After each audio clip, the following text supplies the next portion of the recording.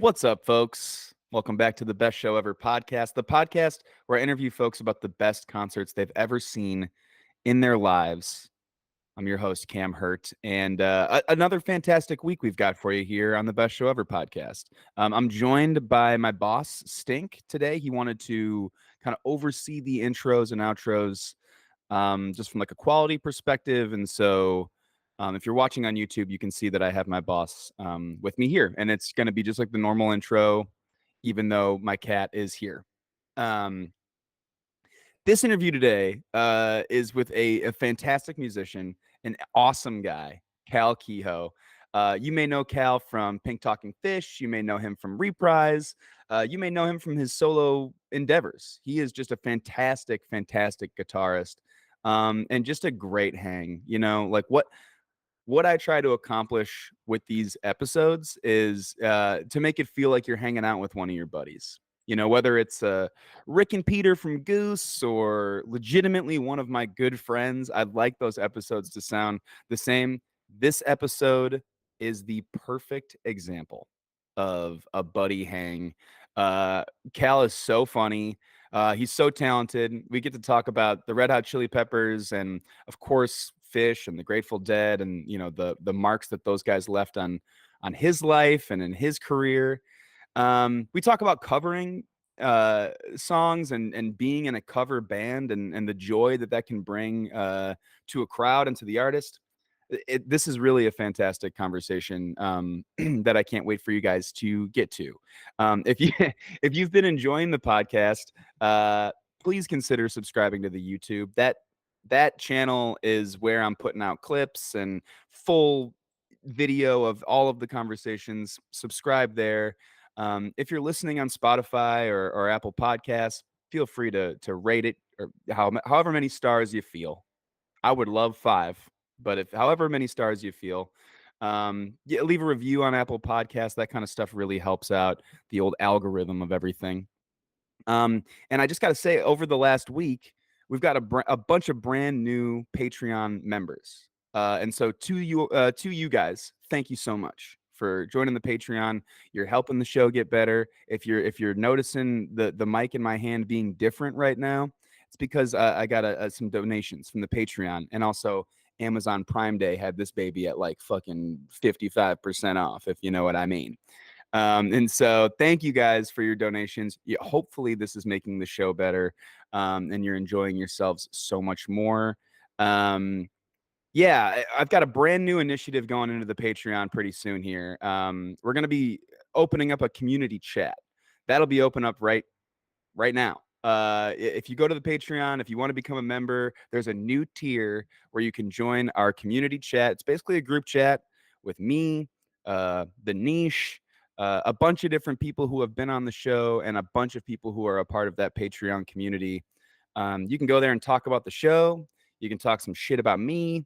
You can find out who's going to shows coming up. You can ask around and see who's got, recommendations, or if you're looking for a buddy to go to a show with, that's what it's there for too.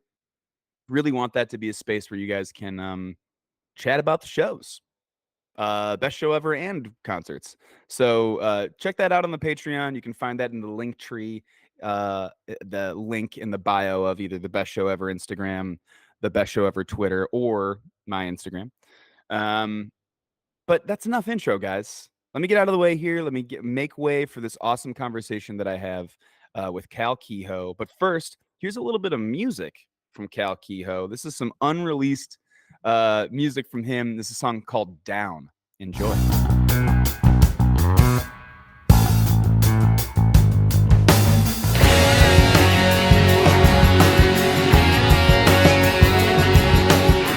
I'm wasting so much of your time right now. No, this is great. Oh yeah. So my fucking voice. That was just your voice on my end. And so I know that. Oh man, I was really hoping for Autotune, but I think that was just you going, "This is my voice." Dude, I'm trying over here, dude. Wait, is there? You got Autotune now? Can you hear it? Oh yeah. Oh, you got it now? Oh yeah. Oh yeah. Whoa, country auto tune. There's my fucking voice. Yeah. Dude, that's a hit. That's a hit. You There we put that go, on man. 106.1 right now. I'm not taking this off for the whole interview. This is it. This is what you get. This is what you get. I hope we get into like some really deep childhood stuff. Where Yeah, so I there's that really good Please Don't Destroy sketch, the guys that are on SNL.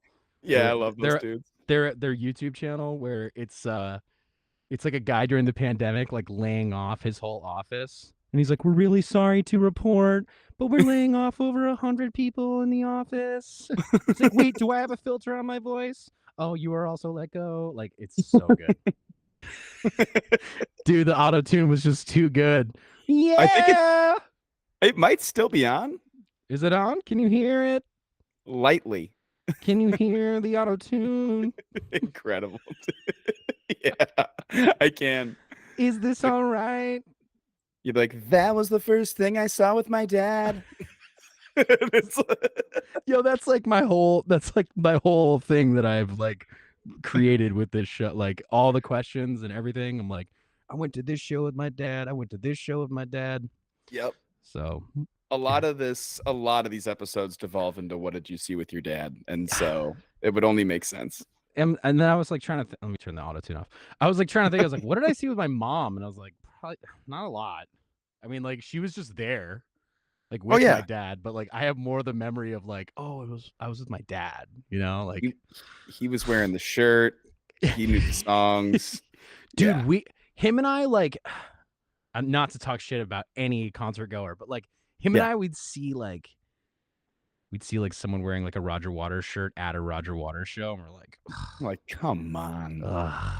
You know, it's just like something about it. We were just like, I'm not into that, man. Like that was like my whole thing with Fish was like I could only wear the shirt if I got it during like the second set. Or like the headbands or like this I never put the socks on or anything, but like yeah, me neither, definitely. Yeah. I definitely don't have two pairs of the socks. Dude, I don't have two pairs of the socks. Bro, I have every towel. Like I was like, this is my mission. Gotta get the towel. When my girlfriend got me the Save Game Henge socks, I was like, why'd you do that? I love these. Damn it. Now I gotta wear them all the time. They're great socks. They are. It's funny to like I'll tell my dad that too, like not to wear the shirt of the thing, but he'll wear like the one time he wore a Frank Zappa, like the big shirt that's like the Apostrophe album, that's the whole shirt. It's just Frank's face. And he wore it to a Dweezil Zappa show. I'm like, you're gonna wear the shirt to the show? And he's just like, we're not seeing the guy.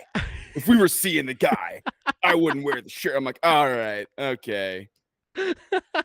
Got it. That's a really good point. I mean, every time I'm in San Francisco or like the Bay Area, my brother gifted me this amazing Bob Saget shirt where the entire shirt is just a print of his face, like season 1 of Full House. Yeah. So I try to rock that shirt anytime we play at like Sweetwater or anything or like that. So it's like if I was going to like a Bob Saget show, I'm gonna wear a picture of his face, but R.I.P. King. But R.I.P. to the king. I got a Bob Saget sticker on my water bottle. He is the king. He's the man. I met him at the Richfield Playhouse in Richfield, Connecticut when I was very young, and I had just watched the special where he has the song called My Dog Licked My Balls. And I had him sign a picture of my dog. Like to my dog. It was like to Scout love Bob Saget. He probably loved that, dude. He loved it. He was like, I gave it to him. He's like, are you sure? And I was like, yeah. Yeah, man. Sign this picture of my dog. I'm really stoked on this idea, actually. It was great. I was really, he kind of looked at me. He was like, you're really young to be here. I was like 11 or 12. Yeah. But it was worth it. It was worth it. So are you in LA or are you in San Diego right now? I'm in San Diego right now. Yeah. Yeah, we're doing like a month stay here. And honestly, it's like I have tried to record a couple other episodes down here and it's gone tough. We're in like an Airbnb scenario. Oh no. Kind of making it happen. And so I'm I'm happy that we could get this in right now because Yeah. it's been a, you know, I'm trying to figure out the new studio, you know. I hear you. I hear you. And thank you for being like super flexible with me too. I'm sorry about my Dude, traveling woes.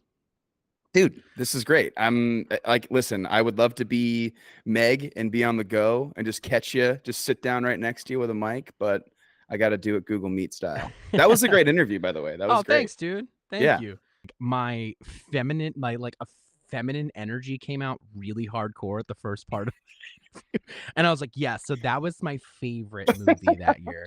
And I was like, I watched it back. I was like, where did that come from? Like, I don't I know. I talk differently. I interviewed Meg for the first season of this podcast, and I talked differently on that episode. I'm like, yes, those were the times in the 90s. Yes. And because she's so like, she's so like, Yes. her energy is very infectious. It's almost like talking with like a big burly Texan, and you want to talk like the big burly Texan, but she's like the opposite energy of that. She's like the stoked, reminiscing, appreciation, all that, all that Dude, kind. explain it, but like we played in the caves with String Cheese, which was Oh pretty funny. yeah, It's pretty sick. hilarious. We didn't actually play in the caves, but we played outside around the festival. And we were Yeah, we were an hour from Nashville, and like I don't know what it is, but we all were just talking about like how pleasing it is to have like any Southern gentleman or ma'am be like, now you go down to here, and then yeah, you get that, and then you do that, and then it like comes out of you too. You like yeah. want to speak like that, and then being called like sweetie or honey by someone named like who's someone Southern. It's just like, oh my god, this is the Forget best day it. of my life. Yeah, You dude. kidding me? Very intoxicating way to be. Yeah. That's how the Bob voice is. When I do the Bob voice, I am talking like that all day. I talk like I that. was literally like, when can I bring this up on this interview? Because I have watched it. I showed it to my dad, and he was like, "Holy shit!" But like, like, how did you discover? I'm interviewing you now. How did you Yeah. discover that you could do that, and We how did you stop? I don't stop. I just go to bed talking like that and wake up, reset back to factory settings. Me and my brother and my buddy Willie, like this is one of the many, like I always credit like that group of three to like a lot of the bits that I've Yeah, done. Like, I mean, those guys are just kind of like who gets the bits yeah, that's close to me. And we love like sending audio messages to each other as Bob. We so just good. love to be like, well, another great morning out where I'm at. And be like, I smoked a bowl a little early, I'll tell you that much. I don't know if I should do that at 9 a.m., but Oh, dude, let me you're way too good at that.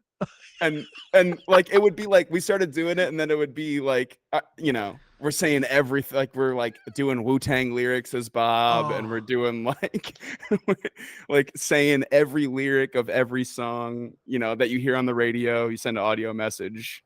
I Be like, feel like you need to do like all of the Kendrick and Drake beats, but like do all the Kendrick songs in the style of Bob Weir. Just say, if you listen to any of those songs where he's like, yeah, "Oh, oh dude, yeah, I've oh, listened to all of it. I mean, probably a minor," like I I can't. would. I want to pick. I want to, because I and Bob both can't say the N word, and so I want to pick a great new word to throw in there. uh, Uh, like I bubble don't guppy even. or something. Like I don't know, something Yeah, like rat fink. yeah, right. Like And, and like, hoodlum. and we have done Bob for I think like any song I can possibly think of, like all of Blink-182's catalog, most of rap, Sarah McLachlan. You talk like Bob. It's very That's intoxicating to incredible. do. I'm trying to think of like impersonations that I do, and now they're all just like I'm like it's like I'm at stand up or something like in an open mic, and I forget all my jokes. uh, Yeah, I that'll guess my be like I'll meet a comedy manager and I'll do an impression at a show, and they'll be like, "That was awesome! Like, who else yeah. do you do?" And I'm like, "Oh, my brother." My buddy Steve, I do him. I'm really good at doing my brother. They're like What was any that? like they're like a C-list celebrity. Yeah, Anyone yeah, yeah, would win yeah. that. I'm like, I can do a good version of my dad. Oh, that's so good, dude. Yeah, Oh, dude. man. Yeah, I guess my claim to fame is, like, I can do, like, a pretty good mean like, a pretty mean, like, Josh Groban or Mm. Cher, but Whoa. it's just the 2 songs that you would think of when you think of those 2 people, Yeah, and yeah. they're very similar, like, they're somewhere in, like, the back of the throat kinda thing, It's a like froggy. yeah, hold on. Yeah, yeah, yeah, hold on, where's my Autotune? Let's see. No. You know, it's like, hold on, here we go. Do you believe in love after love? You know what I'm saying? Like, I can feel something inside me say, really don't think it's strong enough. No. No. Oh my God. I think I'm hitting the right key here. It's set to C major. Yeah. I think It I was got it. perfect. It was literally perfect. I feel like you would really confuse like if you let's say you're deep in a jam and Reprise, deep in something, and Mhm. people aren't almost even paying attention. If you Yeah. played yourself into that, people might not even realize that that's No, you. I don't think so. I mean, I've definitely done it at Pink Talking Fish shows. Like, that's Yeah. definitely been I've done a lot of shit like that. And I have to be really careful sometimes because it can get pretty crazy. Like Yem vocal jams, dude, are like we my my manager who's also my bass player and the guy who started Pink Talking Fish, he was like, "Listen, dude, you have to stop doing Tim and Eric quotes during the Yem vocal jams." Cause I would just like quote the Celery Man video with Paul Rudd where he's like, "Computer, print out a picture of Oyster smiling." And like I would do that and I would like say all these crazy things and Steve Brule and all that shit. And it was just like, all right, we can't we got into a jorts. We were talking about jorts a lot, like jean shorts.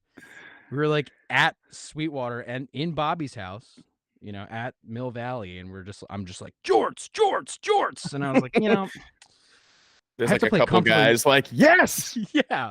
Well, it's like I have to play comfortably numb after this. Yeah. You know? So it's like I'm not earning comfortably numb right no. now. No, dude. Like I've been dying to play that guitar solo on a stage since I was like 9 years old, and now I'm like, And you're like jorts. you're doing dick in a box Y- before yes. comfortably numb. Yeah. It's like doing dick in a box before like a Pavarotti show or something. You know, like Yeah, it's right. like And yeah. first, The Lonely Island. Yeah, exactly. Featuring Justin Timberlake. Oh my god. Yeah, All right. dude. I Um listen, I would love to talk about I would love to talk about impressions with you all day. yes. But that's we're here to talk about the shows that you've been to, and so we'll get on track with that. I know Wait, it's is this a podcast? Are we recording this right now? oh yeah, no, Oh, this okay. is I thought this I is was just actually a hanging job out with interview. I thought I was hanging out with my new bud. No, oh yeah, no. Yeah. I record all my hangouts. Oh, cool. I Oh, that's mean, awesome. yeah, I Yeah. record most of my conversations. Yeah, That's why they call it Google Meet, you know? that's right. It's You know? exactly right. Yeah. That's exactly right. It's MEAT. yeah, it is. Mhm. We break it down over Google Meet. Yep. We're breaking bread and we're breaking meat right now. Let's do it. We listen, you have got I'm sure a laundry list of shows that we could go through, but let's start with the very first one. What was the first concert you ever saw in your life? All right. So, the very first concert I was ever at, I was about 8 or 9 months old. I don't have a recollection of this, so it's not my firm number 1 answer, but, I was at Lincoln Center, at Avery Hall at Lincoln Center for the Chieftains, which is a fantastic Irish band, and I was just like crying before the show started. I was freaking out, and my dad was holding me to try to like calm me down in the lobby of Lincoln Center. And there was this like redheaded Irish woman that came by to like and like held me to like kind of like like, help me stop crying and all that kind of stuff. And my dad was just like so shocked and like thankful. He was like, "Oh, this is a really nice moment. Thank you so much for helping with my baby and everything." She's like, "Oh, no problem, blah, blah, blah." And then like the show started and she's on stage. Oh, Like she's one of the dancers with the chieftains. It's like kind of insane. It was on St. Patrick's Day.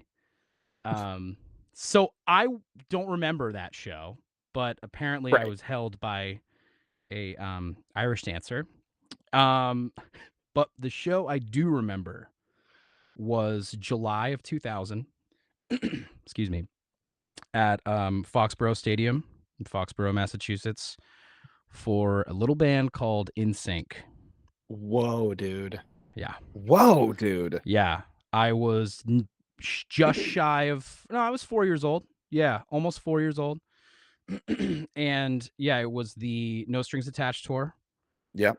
Yeah, I remember everything. They had this like weird mechanical bull situation. I think Pink opened.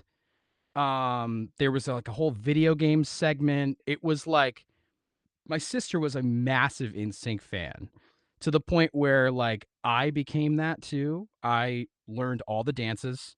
I like wanted the wardrobe. Like there's a lot of video of me doing the whole like it's gonna be me dance, all the the marionette kind of like bye bye bye Yeah. video thing. That was like my jam. Like NSYNC was everything. It was like Yeah. Hanson and NSYNC. Yeah. And so that was like I remember that show really well. And the following summer, we went to go see NSYNC again at Hershey Park, and my dad Wow. rode a roller coaster with Lance Bass. Like, What? like he didn't know it was Lance Bass until everyone was like, "Oh my god, it's Lance Bass!" But like, that was the other one where I really like the production value of everything. Like, it really hit me that I was like seeing a concert. But yeah, NSYNC was NSYNC was Dude, very important to me. you don't have to laugh at all. I was massively into NSYNC in this time. I'm Oh yeah. talking like massively into NSYNC. Fuck Backstreet Boys. I Yep. was not. It was all. I mean, did not mess with 98 Degrees. I Couldn't do it. loved NSYNC, and the music videos were great. And all the girls in my school liked them, and was starting to like girls.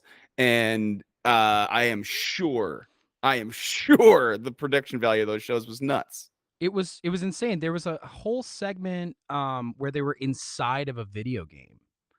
And I remember that blowing my mind, and it actually made me wanna play video games more, which was a very weird, like normally you see a show, you're like, "I gotta go home and write a song," but I was like, "I wanna play video games." I have been inspired. Yeah, yeah. But, yeah, I mean, dude, it's like I don't know what it is, I, like, recently just watched the, like remember the MTV Making the Video? Yeah. Yeah, Oh yeah. I just watched the one for Dirty Pop, for Pop. The Yeah. NSYNC song. That video is it's very simple, but it's super legendary. Joey Fatone, I think broke his leg, so his his like choreographer filled in for him. You can see him in the video, and he's like fake Joey Fatone. But dude, I watched that over and over again when I was younger. I think I had it on VHS or something, and I just watched it recently by myself in the Pink Talking Fish van, and was like, maybe this is a little weird. It's a little embarrassing, but No, I was just it's like, yeah, not. it's that I okay. It's not I tease embarrassing. I tease Dirty Pop by NSYNC almost every concert I play. Every single show. It's Yeah.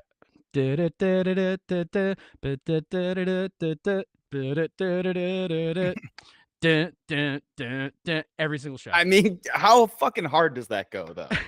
Goes so hard. It goes super hard. When That's why someone you do it. notices it, come on. Like, Game over. yes. Yeah, man. Yeah. So that was And like that's like my fun answer for a good, first concert. I've seen some other like really meaningful shows in that like era of my life, but that was like that I think that because of learning the dances and everything like that, I think that's kind of when my like performer psyche kind of came into play because I was super into learning the dances and all that stuff. So I don't know, in sync for life. It's the first thing that you had to nail from a rehearsal standpoint. Mhm. You're like, That's a and great here's the point. steps, here's the sequence, and I gotta nail it, and I know Mhm. how to nail it, man. Oh yeah. I don't think I actually I watched a video of it like 2 years ago. I was just freestyling, dude. But Yeah. You're in my jamming. head, I was like, "Oh, I've paid for years of choreography with this." It's like little kid karate. It's Yeah. like, Oh yeah, yeah. it's just like it looks like they know what they're doing. It doesn't Yeah. look like they know what they're doing. It feels that way. Yeah. The wood it's just two pieces of wood that they bend this way when they do the where they kick it, and they're just like, "Oh wow, you're a black belt." Yes, Yeah. it's just like that. That's kind of what it was. Yeah.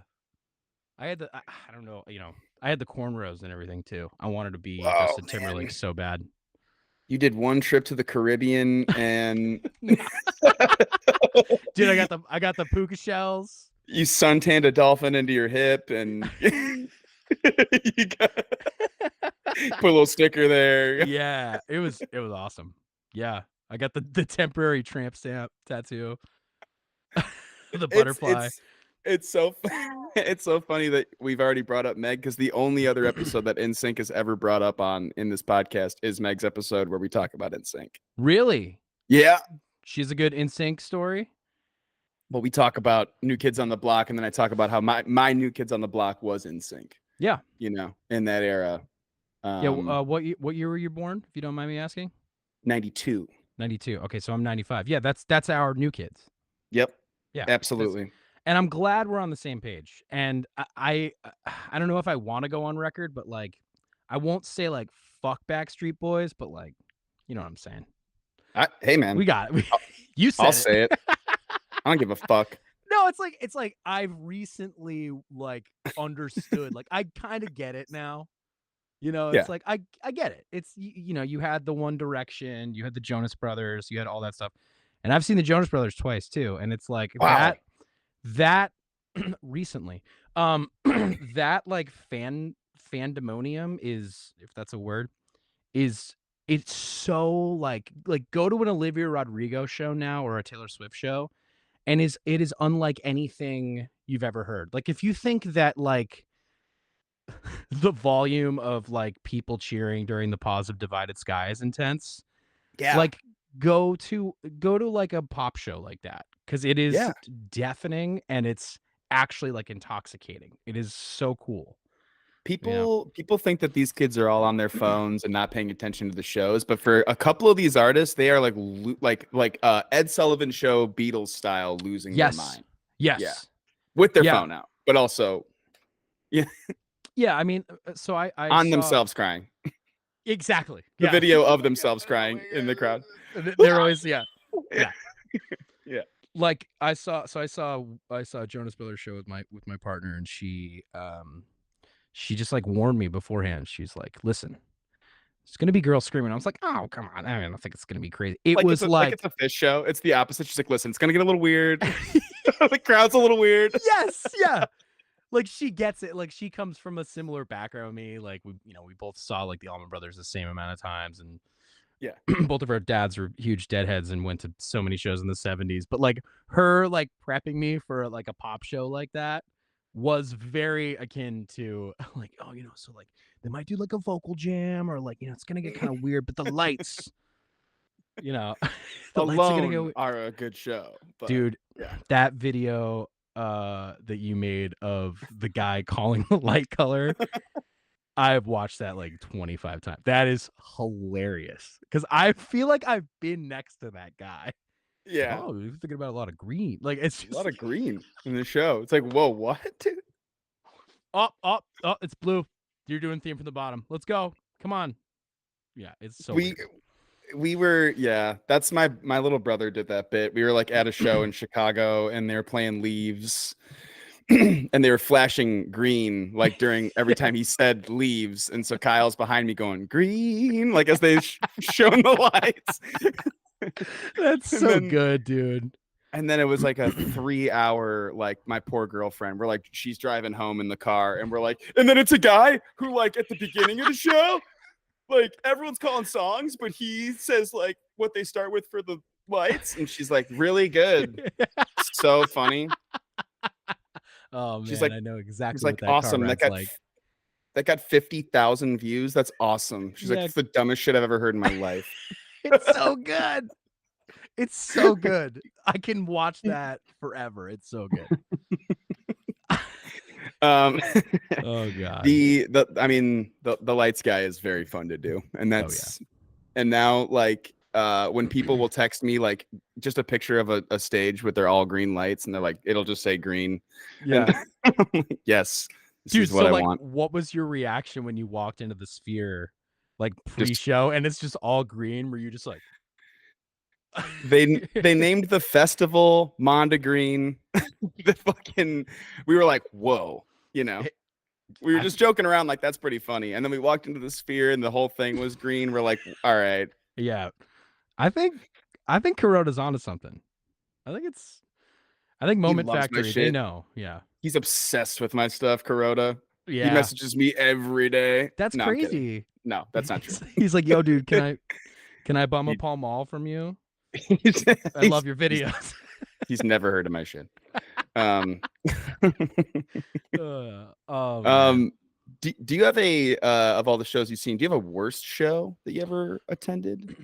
So, this is an interesting answer because the answer is yes. That's the short answer. And I think some are like definitely worth talking about, but maybe off the record because yes, we've all seen really terrible shows. But um, I think the worst show I've ever seen. I was at Lollapalooza in 2016 with my brother, John Michael, and we were so pumped because it was like Chili Peppers, Radiohead. Um, I saw Hiatus Coyote. I don't know if you know that band, but I think I was there that day, really, actually. uh, Truly. Yeah. Like oh, Mac that's awesome. Miller performed that day, Oh, maybe. did I miss Mac? I I think don't Mac think I. Miller, Oh man, I remember it was like I think Future.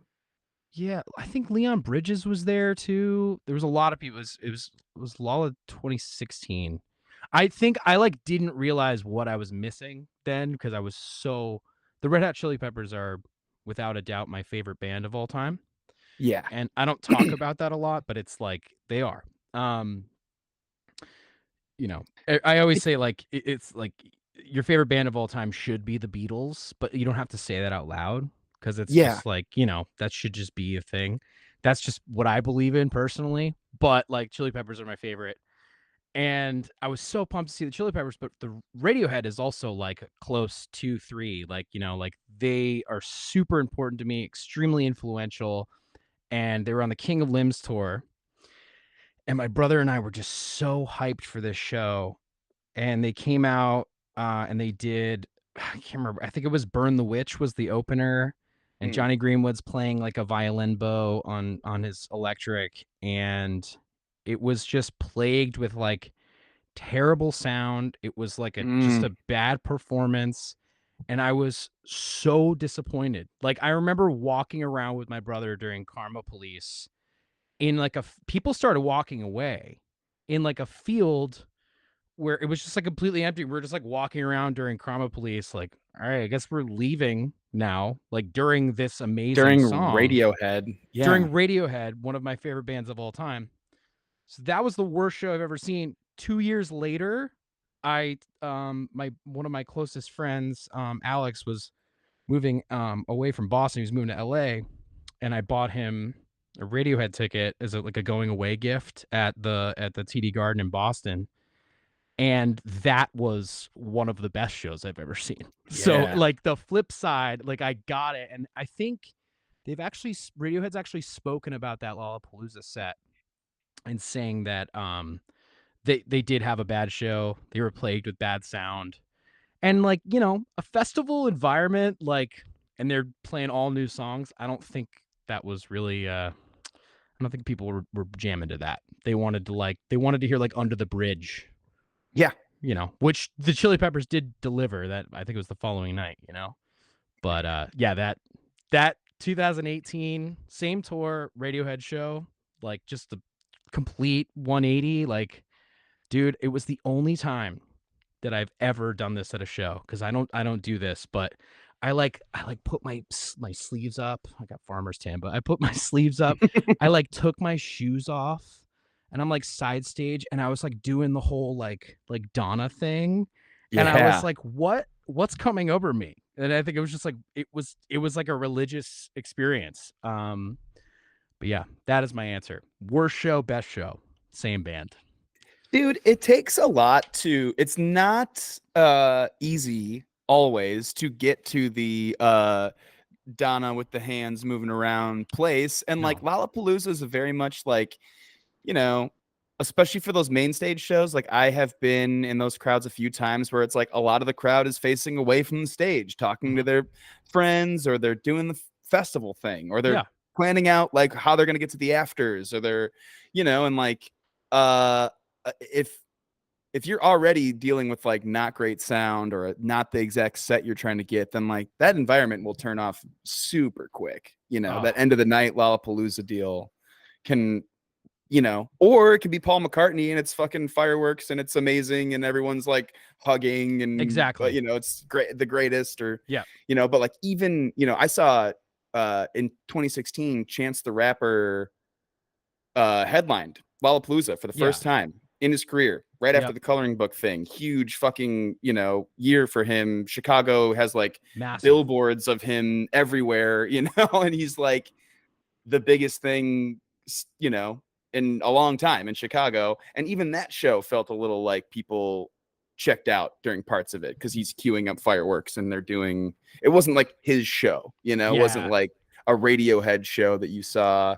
them like stop at Lollapalooza on the tour, like Exactly. it's a Yeah. little, yeah, Yeah, I mean, like, those people that were there probably just wanted to hear "Creep," and yep. that's not what they're gonna come out, they're gonna play the entire King of Limbs album. Or no, I'm sorry, it wasn't the King of Limbs tour, it was the Moon-Shaped Pool tour.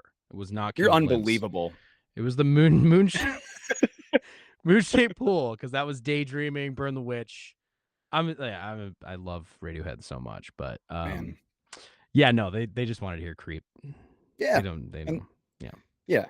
And it yeah. sounds like that Boston show was like headlining part Oh of the my god. tour, fucking super sweet. Dude, it Inside, I think that seeing Radiohead inside is also probably a little bit.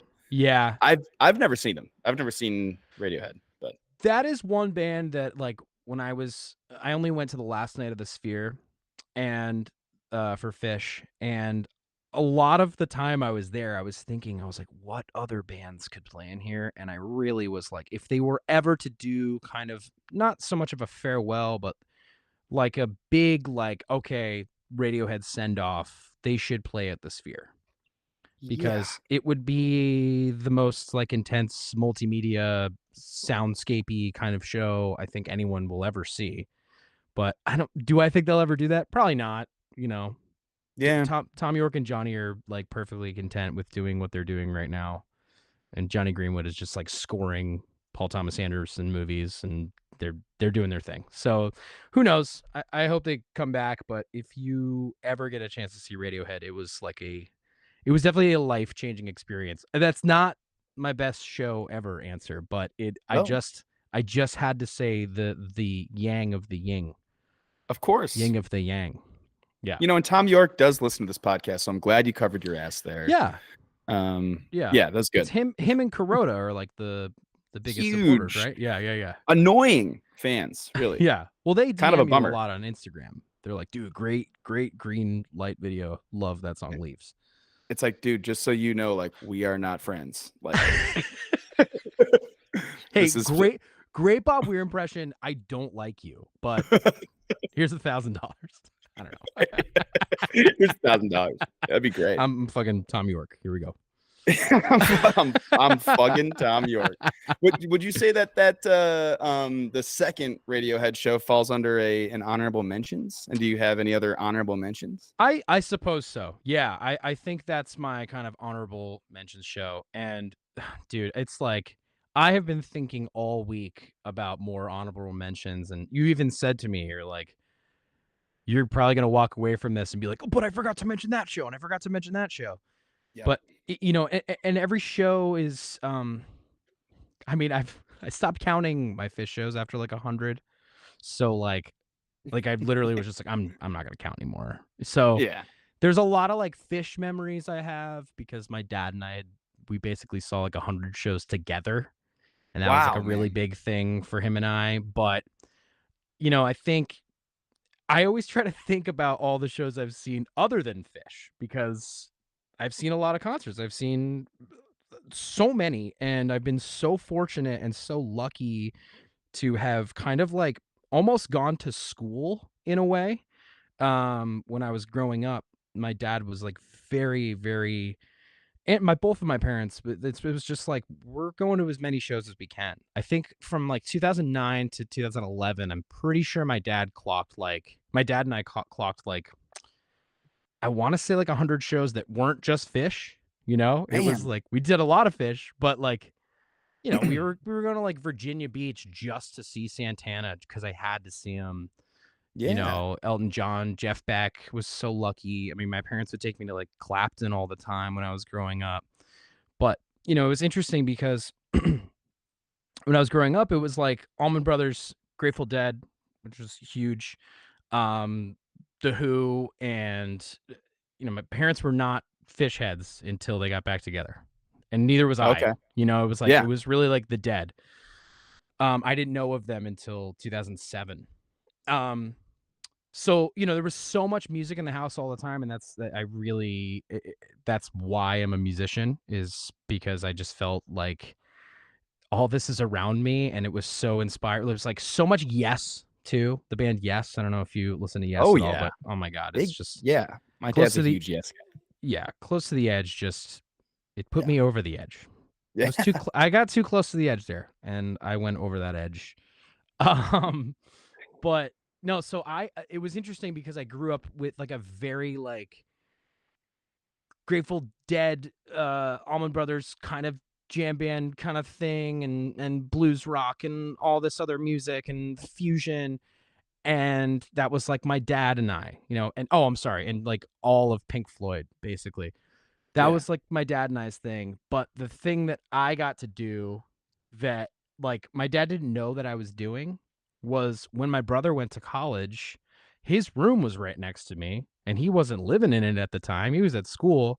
I got to go in and listen to all of the CDs that he had, which were all like hardcore punk and, Yeah. like a lot of like DC punk music, and like that's where I discovered Foo Fighters and Queens of the Stone Age, and that's really where I discovered the Red Hot Chili Peppers.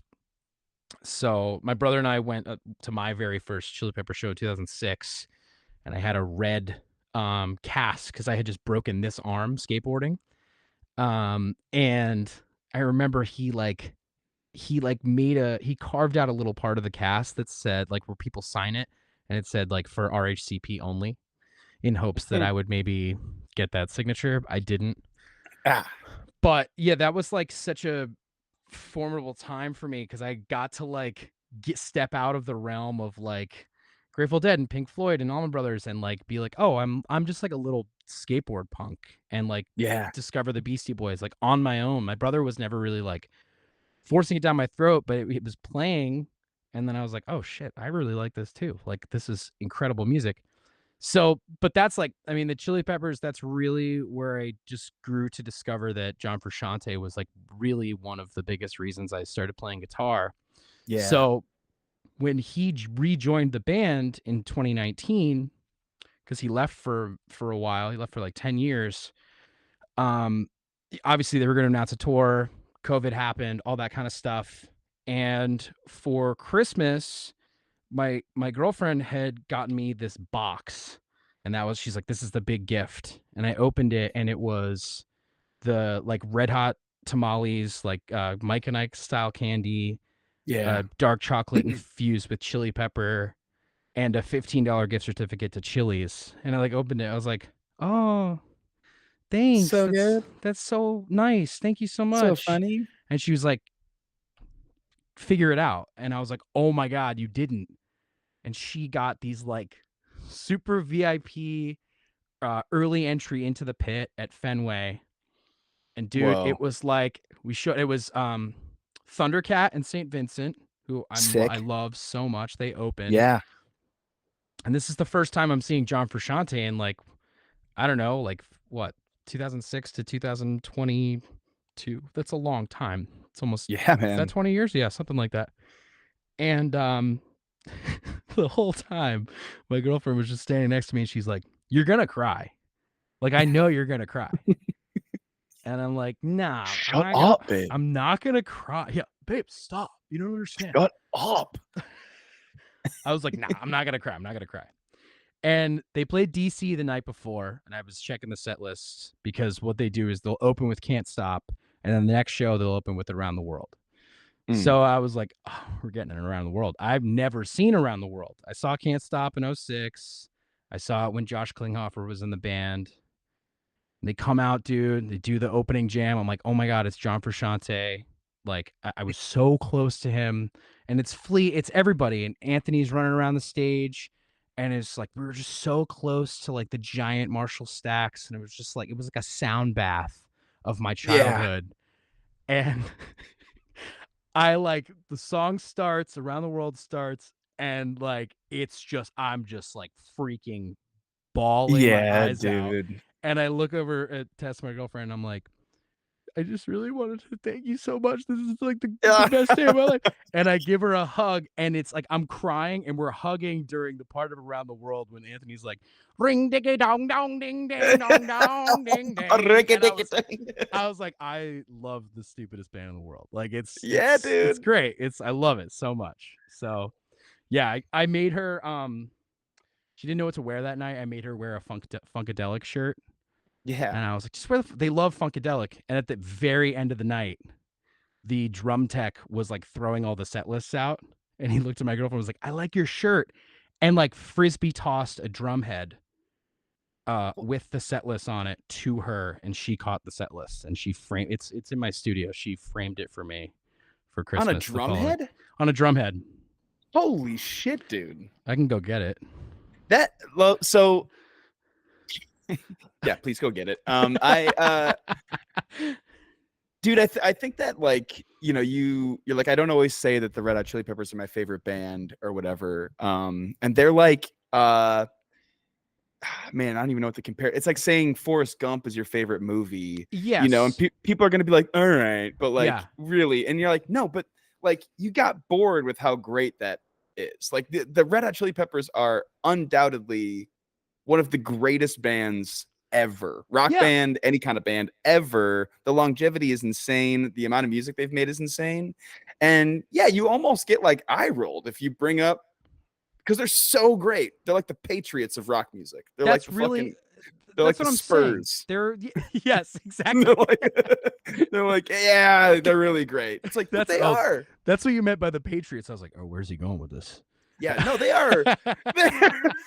I was like, wait, hold on. I love our country. Yeah. And that and that's important. Yeah. No. I think I completely they are you know what? They The love the Kansas City Lakers. Chiefs. They love the Lakers. They're the Los Angeles Lakers Yeah. of the music industry. Like sometimes they are the greatest freaking team in the world. And then other Yep. times it's like, oh man, what's going on with the Lakers this year? And either way, they got all the banners, dude. They've got every banner. That's what They I'm are saying. like, yeah, and you I can't mean, say shit about them. I don't understand the Chili Peppers hate. I really don't. Like, it's just one of those things where it's just listen to John Frusciante play guitar. I watched this guy on YouTube talk about how he's like the least inspiring guitar player ever because he doesn't use proper vibrato. And I was like, dude, you're talking about the guy that wrote Scar Tissue. Like, He's that's the simplest guitar part in the world. How many Grammys did it win? Like, come a on, dude. bajillion. Yeah, Yeah, I mean, and there's just so much like technically good guitar, and he is such a it sounds like him because it feels like him, and he plays from that place. Like, exactly. I think I, that's really where I strive to like have my own individual sound. Was through him because he was like undoubtedly always him. It's like Derek Trucks too. Like Yeah. Although he's pulling, licks from Albert King and and BB King, and he always talks about the Three Kings, Elmore King, and obviously, Dwayne. But he's like, you can put on any Tedeschi Trucks Band or any Allman Brothers era with Derek in it, and it's like, it's him. And like, I know Yeah. it's John Frusciante. He has, and it's, it's like Trey, and it's that's and David Gilmour, and that was where I realized I was like, oh, I can have my own voice. I can learn these songs, but I can also have my own voice. And it obviously took me a while to get there, but like, that was so integral to me to understand that at a really early age. And like, I wasn't like learning a shitload of Chili Pepper songs either. Like, I'm just obsessed with that guy. I think he's brilliant. And yeah, they get too much hate, man. I get They what you're do. saying. I get what It's you're just saying. you get bored with greatness, and it's the same thing of people who are like, I don't like the Beatles. It's like, cool, awesome. You don't like the Beatles. Everyone thinks you're awesome now. Hey, Like it's I like could if you talk don't about like, that for an hour. Like, I yeah, don't get man. it.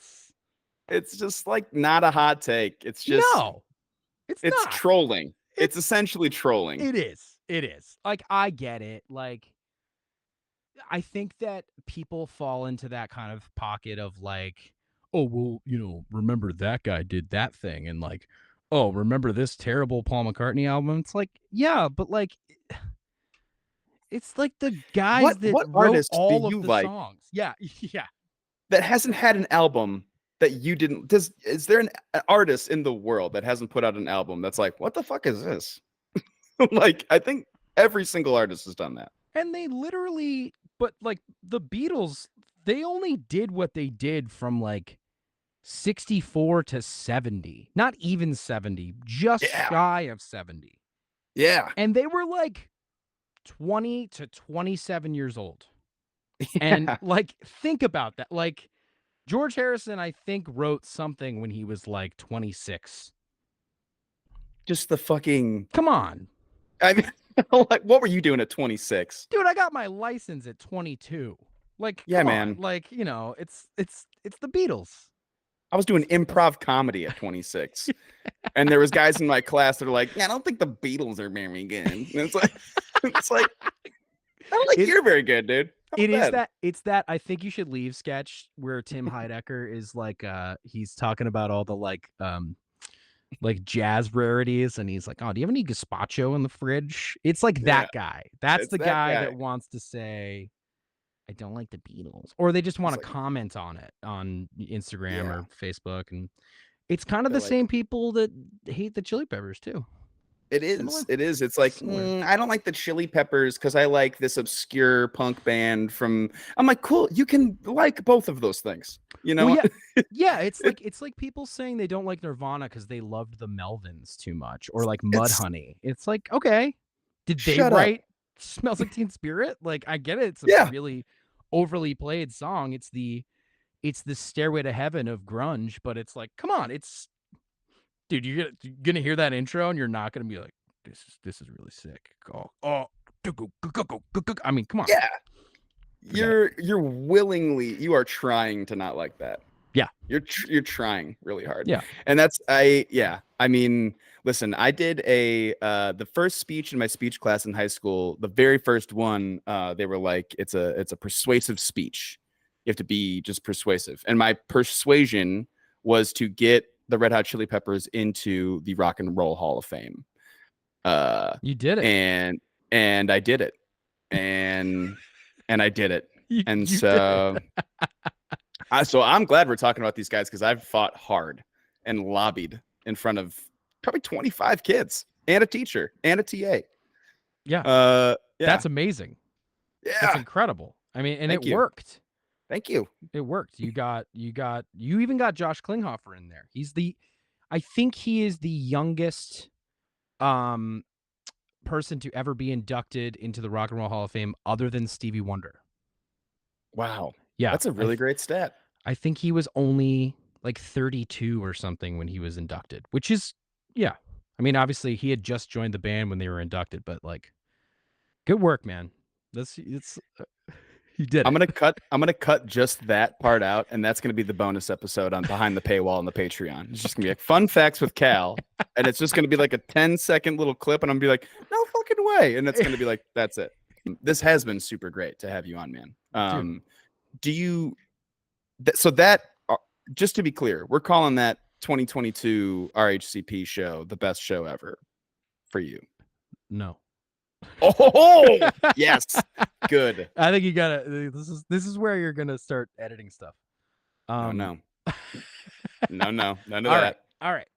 Okay. So I'm gonna try to condense a lot of this as much as I can. But I just want to say that the fish community and the fish world has been extremely gracious towards me and my family, and being a part of it has been incredible.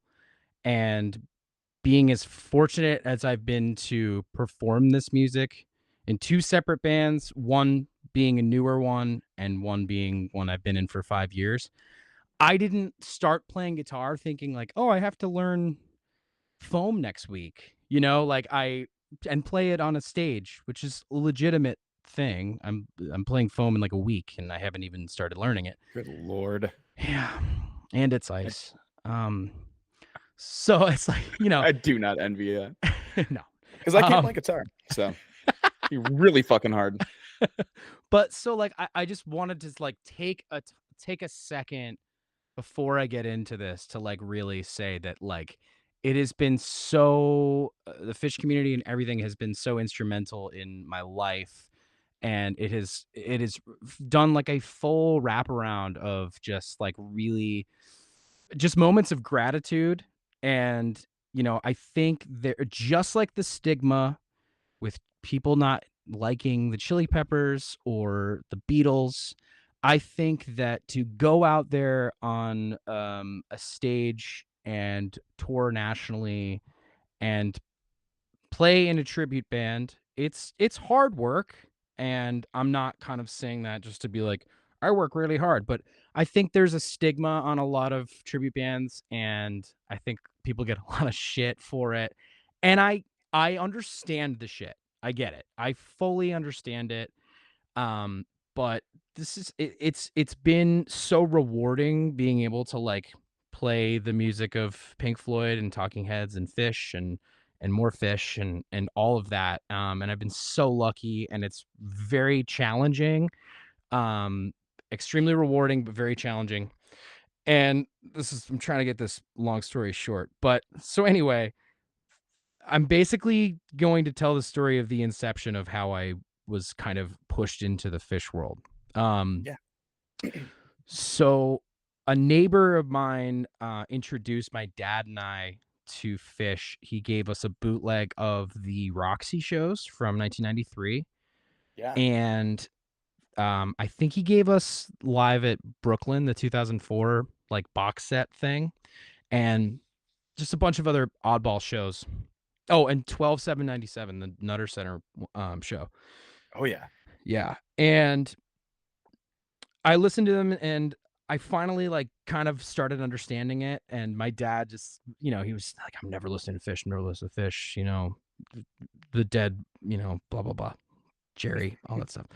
Um yeah. I mean, dude, I was born hours after Jerry died in 1995. He died on August 9th, and I was born on August 10th, like 6 hours later. So it's been in my life, my whole life. So Fish was not like an option. But then we were given these bootlegs, and it's like, okay, all right, let's take it for a spin. And Divided Sky just became like this thing for me as a guitar player, as a musician, and as a listener for my dad, my dad and I to be like, all right, this is like the mecca of guitar. It really is. Like that is like just there's something about that song that is so magical. And I've heard Ernie Anastasio, like he told me the story about Trey writing that song at the Garden one Mm, time, and it made it into the movie, and it was just like so important. yeah. So, a couple years go by. I'm in like 7th grade listening to Fish. I have like a Fish sticker on my locker. I didn't know because they were broken up. I didn't know. I was like, oh yeah, it's just like an old band. And then they announced their return in 2009, Yeah. and that was the March run in why am I blanking on the venue name? The fucking Hampton Hampton Coliseum. Hampton Coliseum. So they played what? I think they did March 6th to the 8th. That's right. They Or played 9th? Did they do 4 nights? I don't know. They did. Oh, I don't know. I don't fucking know. Dude, I just remember that fucking fluff head, dude. Dude. You want to talk about What, you want to talk about Taylor Swift crowd. You trying to make me cry right now just thinking about it on the episode? No, we're just trying to forget the You Enjoy Myself restart, because I've done that on stage before at the Cap. Ugh. Dude, I did that same thing, and everyone's like, "Yo, dude, Cal did the Hampton Coliseum Yum," and I was like, "I definitely did that. Yeah. That's exactly what I did." And it was that for you guys. It like sold out at the Cap, and I'm like, "We're gonna start that one again." 2, 3, 4. Never forget it. So anyway, so they played and they played at Hampton Coliseum, and a friend of a friend worked very closely with the Allman Brothers, and the Allman Brothers would play every March at the Beacon Theater in New York, and this was their 40th anniversary, and we got wind of the full like special guest list. We knew Clapton was going to be there for 2 nights doing Derek and the Dominoes. We knew Phil and Bobby were going to be there, and we knew that Trey and Paige were going to be there. So we got on Metro North, got our tickets that day, and went to the Beacon. And we also didn't know that Buddy Guy would be there, but it was March 12th, 2009. And that is my best show ever, because Trey and Paige came out and they did Southbound with Buddy Guy. It was awesome. Buddy Guy was amazing. He's hilarious. And he did he was doing like Mary Had a Little Lamb teases and stuff like that. But that was my first time ever seeing the guys from Phish. And I was really like, I was blown away. And, then they took a set break. I was like, oh, okay, so they're just going to do that one song. But they come out second set, and you can hear it on the recording. And if you haven't listened to this show, you and everybody listening to this, it is by far one of my favorite recordings, live recordings ever, other than the Allman Brothers doing Mountain Jam on Eat a Peach. They did Trey and Paige set in on I Know You're Rider, which was a random call out that Warren did because he was playing with the Dead. And then they did In Memory of Elizabeth Reed. And I can sing like every guitar solo on both of those jams. And it changed the way I think about music, the way I approached guitar, the way I thought about concerts. It was just like such an eye-opening moment for me. And I was like, I think I was a freshman in high school. And it just I can probably listen to that until I die. Yeah. And that kind of I finally got it in a live sense, where I was listening to Phish all the time, but like I understood Trey. But then I also was like, oh my God, Derek Trucks is like the best guitar player in the world. And Warren, but it's like, oh, who am I gonna pick? It's like Neapolitan ice cream. If you like all three of those flavors, like they're all really good. But then they are all together, a little different. Yeah. Yeah. You know what I'm saying? You got strawberry and chocolate and vanilla, and dude, and then Paige was just the whipped cream, So it was, that show, it spawned a thing in my dad and I where it's like, all right, we're going to as many like East Coast Phish shows as we possibly can. And through Phish, I started playing these like weird side stages for Live Nation at these like VIP clubs in like Hartford and Saratoga and stuff like that. And Phish doesn't have openers, obviously. There's a lot of bands that don't. Like Dave Matthews Band didn't have an opener, but I would play before the show and at set break. And I started doing that in like 2013 because I was at Phish SPAC, and I just asked the guy that like ran the VIP club there. I was like, hey, do you guys do you need music for this for this VIP club because I hear a guy in there and he's playing the worst cover of Other Side by the Red Hot Chili Peppers I've ever heard.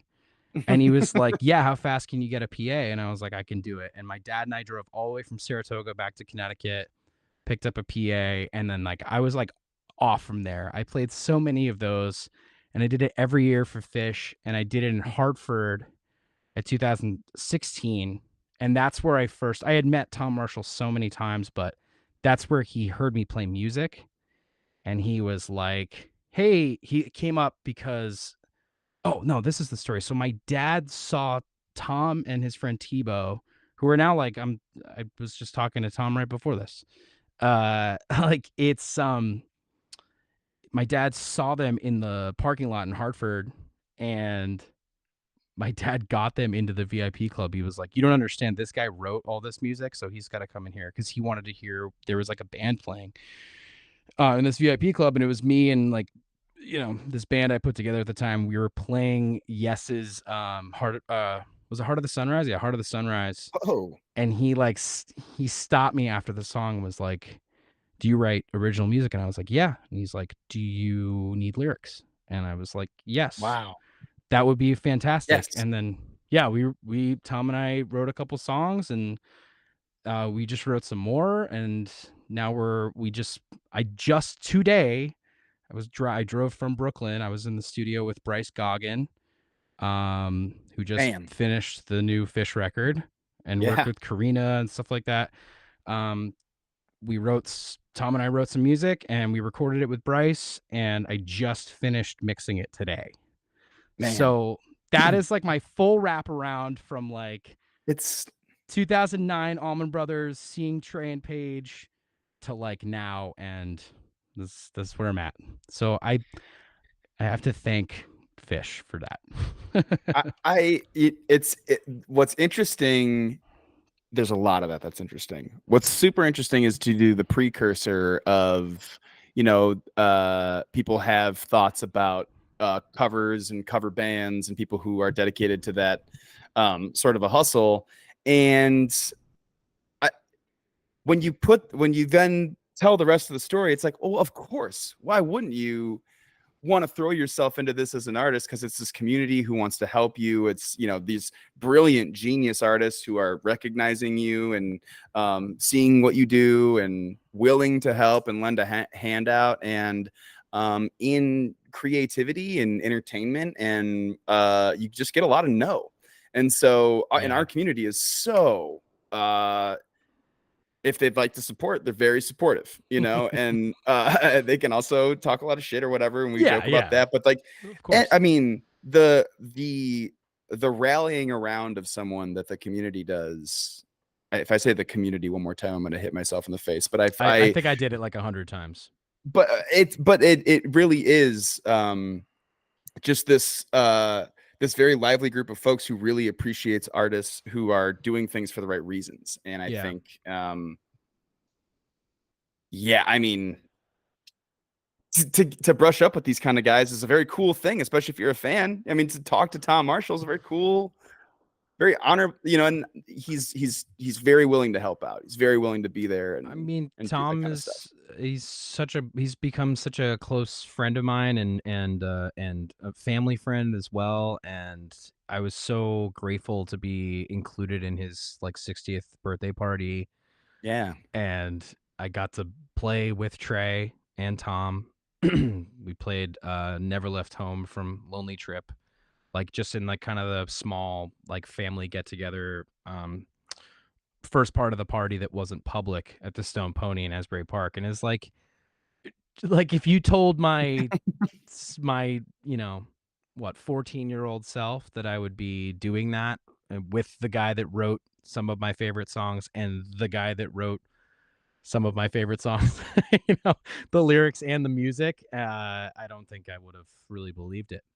But yeah, man, it's just, I get what you're saying too. It's like the community, there's a lot of shit talking and there's a lot of that stuff, but that's like with any community, and I think that just with even just like the dead community and the Fish community, it's like, and all of music and the full gambit of every genre. Um, I learned a long time ago that, like, as long as you are feeling, like, safe in a crowd and also being a performer, and you feel safe and you feel like the people around you have provided kind of like a space where you could be yourself, then it's just a show worth going to, Yeah.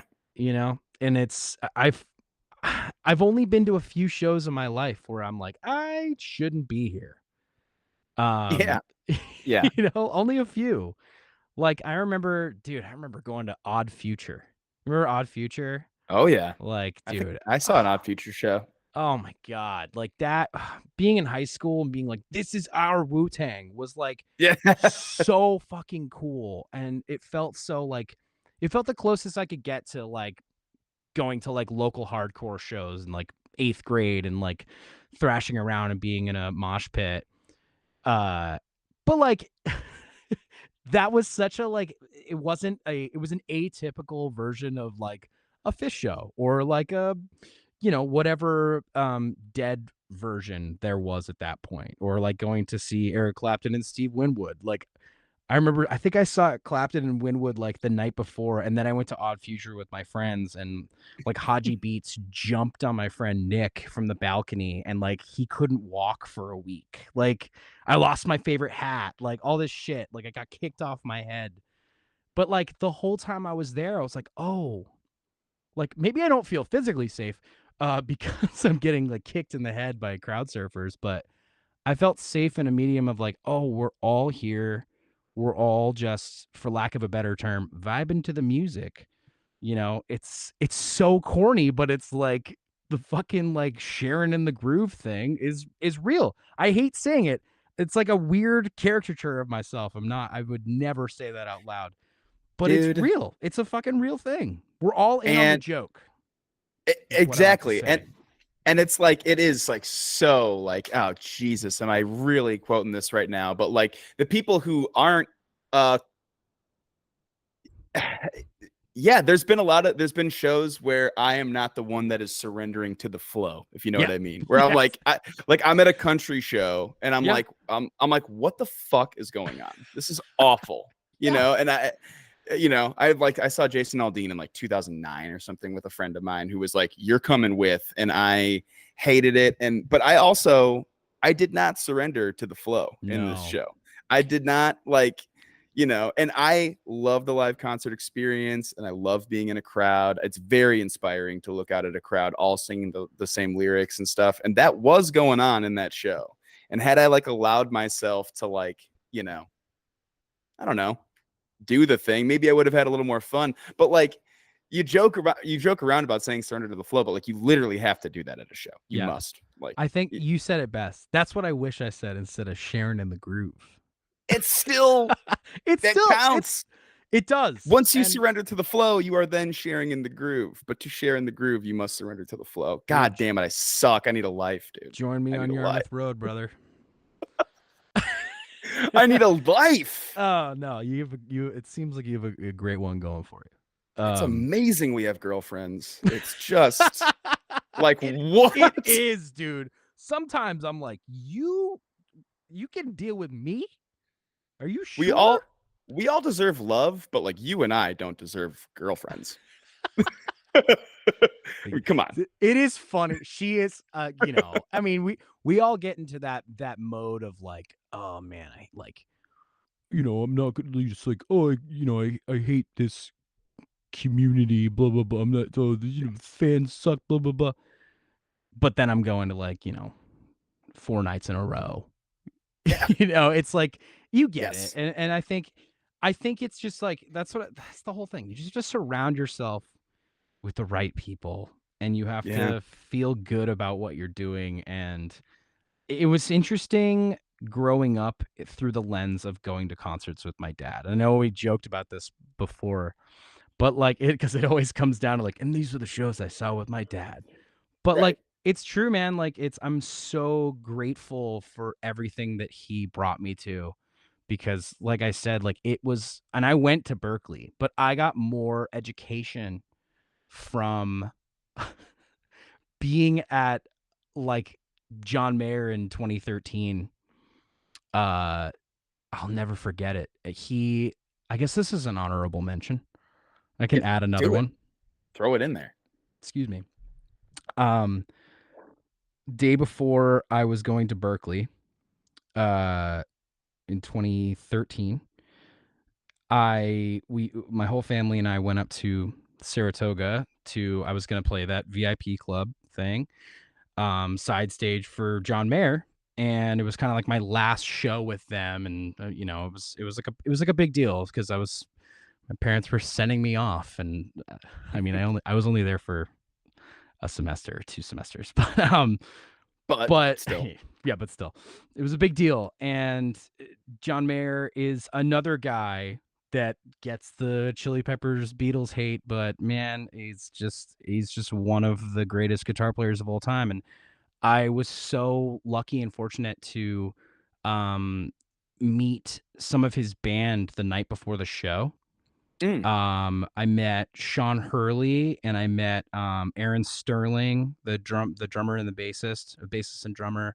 I met Zane Carney, who was playing guitar with them at the time, and I met him on the street in Saratoga, and they were like so kind and just amazing to talk to. And I told them I was going to Berkeley, and like both of them put their Sean and Aaron put their arms around me. They were like, "You're going to Berkeley?" And I was like, "Yeah. Do you have any advice?" And like, "Drop out as soon as you can." And I was like, and my dad was like, "Oh, okay." But we knew that was going to happen. I mean, John Mayer did it. Yep.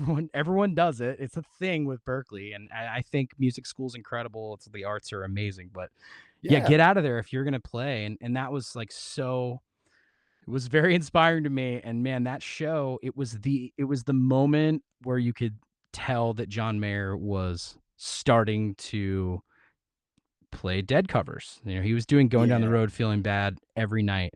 He did Friend of the Devil that night, and we even complimented Sean and Aaron, like saying like, it's so cool that you guys are kind of like switching the set list up. Like Pearl Jam does it, Fish does it, The Dead does it. Like, they don't have to play all the same songs every single night, and you can cover these songs that make people feel awesome and feel familiar and safe.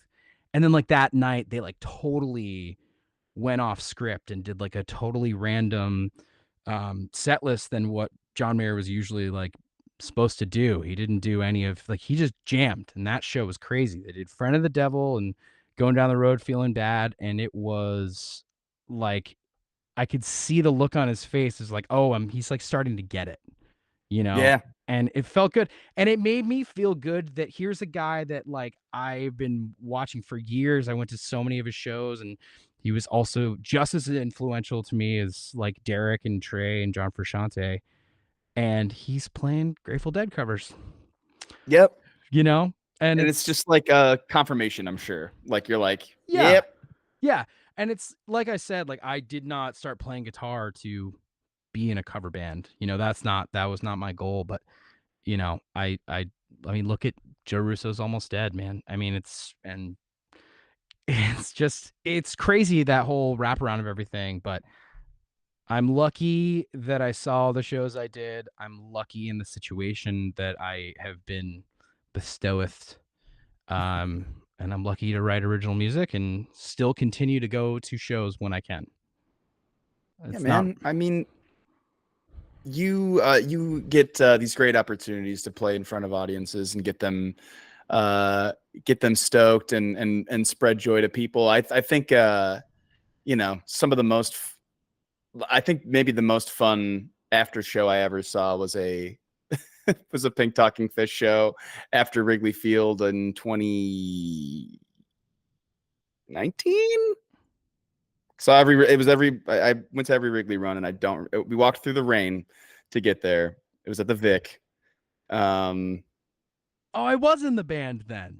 yep. I Yeah, was we like, played the it Vic. was like right on that cusp. Wait, was it Dead and Company after party or Fish Wrigley after party? It was Dead and Company after Dead and party. Company. Okay. Yep. Yeah, because Yeah, we did that. Oh Yeah, yeah, you man. saw me. Okay, cool. And like, you know, we went to Dead and Company with some friends of ours who like don't listen to the music that much. And me and my brother were like, we're doing Pink Talking Fish afterwards. It's gonna be a blast. We had never done it, but we're like, it's gonna be fun. We're like walking through the rain from Wrigley. This group we're with is like, what the fuck are we doing? Like, we saw 3 hours of music. Why? And then we end up like having this incredible night. We're like soaked while we're in there, like squeaking all over the floor. Oh And man. you know, like you've given that memory to a bunch of different people all over the place. Oh, thanks for uh saying that. yeah, and you do the music justice. I don't think it would be sustained for as long as it's been if you weren't. So Yeah, thank you. I appreciate that, man. Yeah, it's been a pretty wild 5 years. Um, I didn't start that band. It's not my band. But I'm lucky to be there, you know. And that was a fun show. I remember that. I think that was the first and last time we ever did Casey Jones. oh yeah. Yeah. No way. We did Velvet Underground's Rock and Roll into Casey Jones, and I just remember like looking at my bass player. I was like, yeah, we're never doing that again. It was like our encore, and I was like, we're never doing that one. It felt, just felt felt bad. weird. Yeah. Felt That, felt that, yucky. oh man, I remember being so bummed that I couldn't go to the show. I remember how bad it was, like pissing rain. I remember It was that. really bad. Yeah. Yeah. And I was like, I lived in Chicago at the time, and Oh, I cool. was with my brother who was out of the city, and we were with friends who were coming in from out of town. And I walk everywhere, and I walk in the rain, and it's whatever. And it's Yeah. also after a fucking Dead show. It's not like I'm at my fucking cleanliest. Like I'm fine walking in the rain, Yeah. in my wet shoes or whatever. But these guys are like, what is this? What are we doing? What's going on? Like they've got no idea. And just had like a ball, Oh, we that's just had awesome, like man. we stayed the whole time. It was fucking awesome. And yeah, I think that like just being able to be a part of the experience at all for people has to feel good. I feel you know like very very honored to be like lumped in with the experience of seeing the shows that we get to see with Fish stuff and Dead stuff and everything within our community. Like if on the day of a show, I'm like the most excited I could possibly be at Yeah. a Fish show or something like that. And then I've got people who like come up and quote a video on and they're stoked for the show and they're quoting Yeah. the video or something. I'm like, that is just endlessly cool to be a part of. And like, have I pigeonholed myself as a comedian by talking about Fish a lot? Maybe a little bit. But it's like you said, it's so me. I have so much fun doing it. Yeah.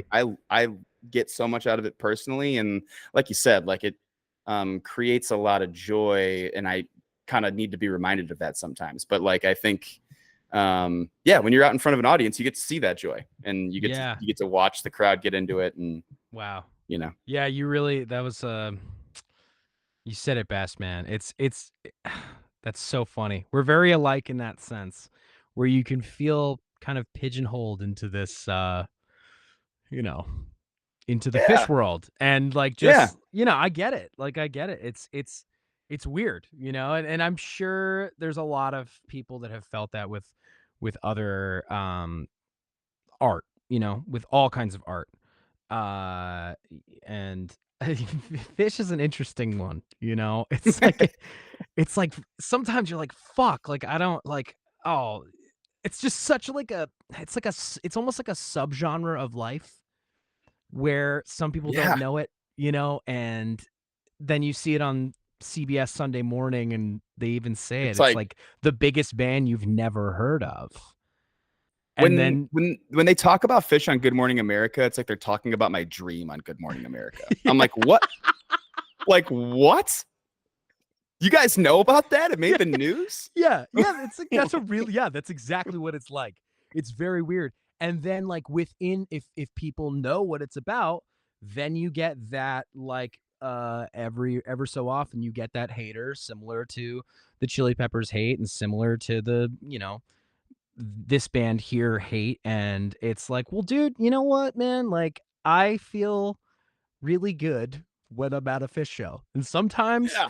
in your mind, you're like, oh man, I got to work tonight if I have like an after party or, or I don't get to make a show. Like I didn't make Game Henge, and I was just the whole time I was working. I was playing a show in Denver, and a little birdie kind of told me what was going on that night on New Year's. And I just remember the whole time, like I think about the video that you made where it's the guy like in the Hamptons. I think about that all the time because I was that guy.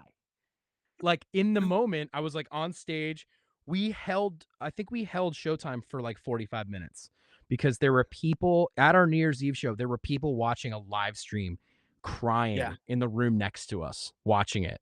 And some of those people were my band. I refused to watch it because I don't want to say that I knew, but I did, and it sucks. I did know that it was gonna happen. And I told a lot I told my bandmates and they were like, no fucking way. And then it did. And I just remember that and feeling so like fucking shit. I'm gonna work now. And just the whole time, I was like, no, we can't play any Fish. I'm not gonna play any. We were gonna open with Punch You in the Eye. I was like, we can't do Punch You in the Eye. Like they're gonna do it at fucking Game Man. All this shit. Hey And everyone, thanks for coming out tonight. Should be a good fucking show. exactly. Happy New Year. Happy Denver. fucking New Year. Yeah, exactly. Yeah, that's what it felt like. And that off mic. Yeah, You're like lean back to the drummer. You're like, fuck. Yeah. It was definitely a bummer. But like where was I going with this? I don't remember. But I was just trying to say like it's not often that you can feel something. I didn't mean for this whole show to be about Fish, but it's just it is now. It really wasn't. No. We did a lot of RHCP We did. stuff. You're right. And I was like, are we not going to talk about Fish? And you're like, no, we're gonna. Just wait. We're gonna.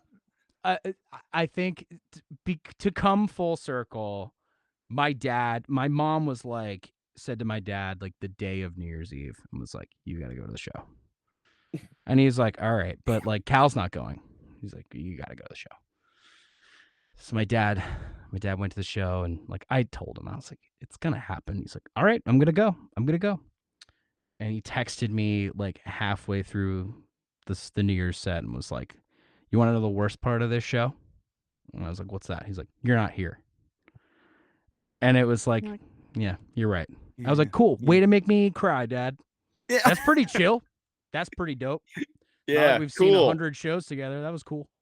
Thanks for that text that made me cry. Awesome. Yeah. Super cool text to send to me right now. Cool. Yeah. I'm going to go play Once in a Lifetime. So peace out. Bye. Yeah. Oh, man. Yeah. I don't know. Fish is just, I'm just grateful. That's all I can say. I'm extremely grateful. And I think the passing of Billy Walton too has really changed my outlook on life with everything.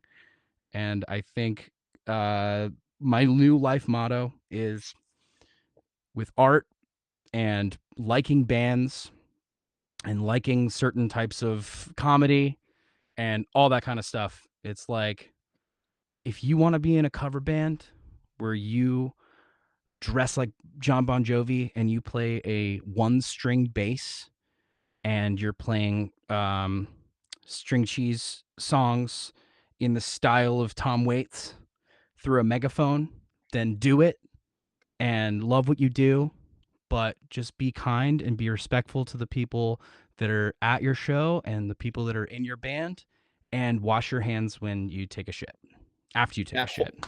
And that is your mantra. Yeah, that's my mantra.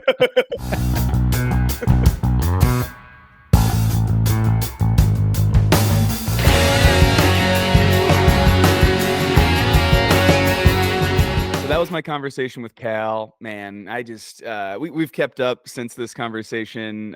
He's such a good dude and so funny. I cannot wait to hang with him in real life. And you know, sometimes you just hang with someone on one of these podcasts, and that's what it feels like, a hang. And that's what this one felt like to me while we were doing it. It was great to listen back to for you guys. And so thank you so much for listening. Like I said, if you're interested in subscribing, go ahead and subscribe to the YouTubes. I think I put that right there. If you're enjoying the podcast, please feel free to rate it or leave a review on either Apple Podcasts or Spotify, however you got to do that. And if you'd like a little bit more, we got a bonus episode right now on the website, on the Patreon website, with Max Davies from the Kitchen Dwellers, and that is free on the Patreon, completely free. So even if you're not a paid member, you get access to that. You also got it here on the YouTube. Thanks so much for listening, guys, and until next time, have a great show.